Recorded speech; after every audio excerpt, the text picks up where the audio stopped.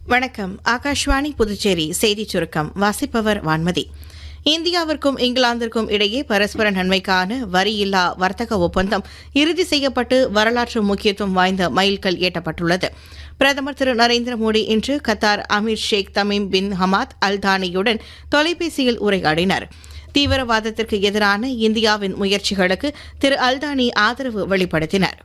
நாடு முழுவதும் 244 குடிமை பாதுகாப்பு மாவட்டங்களில் நாளை நடைபெறவுள்ள குடிமை பாதுகாப்பு ஒத்திகைக்கான ஏற்பாடுகள் குறித்து மத்திய உள்துறை செயலர் திரு கோவிந்த் மோகன் இன்று மாநிலங்கள் மற்றும் யூனியன் பிரதேசங்களின் தலைமை செயலர்களுடன் காணொலி காட்சி மூலம் மறு ஆய்வுக் கூட்டம் நடத்தினார்.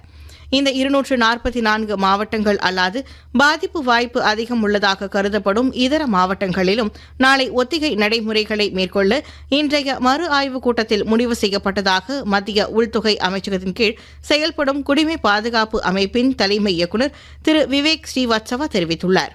நாளைய ஒத்திகை நடைமுறைகள் குறித்து ஆகாஷ்வாணியில் இன்று மாலை ஒலிபரப்பான நிகழ்ச்சியில் பேசுகையில் அவர் இதனை தெரிவித்தார். வான்வழி தாக்குதல் மற்றும் மக்கள் வெளியேற்றம் தொடர்பான இத்தகைய ஒத்திகைகள் அந்தந்த பகுதிகளில் அவ்வப்போது நடந்து கொண்டுதான் இருக்கின்ற போதிலும் பெரிய அளவில் நாடு முழுவதும் குடிமை பாதுகாப்பு ஒத்திகை நடத்தப்படுவது பல ஆண்டுகள் இடைவெளிக்கு பின்னர் இதுவே முதன்முறை என்று அவர் கூறினார். இந்தியாவின் டிஜிட்டல் பொது கட்டமைப்பு வசதிகளால் உலக சந்தையின் வாய்ப்புகளையும் கூட எட்ட இயன்றுள்ளதாக மத்திய நிதியமைச்சர் திருமதி நிர்மலா சீதாராமன் கூறியுள்ளார். ஆசிய வளர்ச்சி வங்கியின் ஆளுநர்களுக்கு இடையே இத்தாலியின் மிலன் நகரில் இன்று நடைபெற்ற கருத்தரங்கில் பேசுகையில் அவர் இவ்வாறு கூறினார்.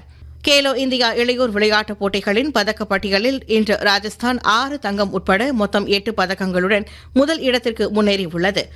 இன்று மும்பையில் நடைபெறும் IPL போட்டியில் குஜராத் அணிக்கு எதிராக முதலில் ஆடும் மும்பை அணி சற்று முன் வரை 14.5 ஓவர்களில் 6 விக்கெட் இழப்பிற்கு 115 ரன் எடுத்திருந்தது.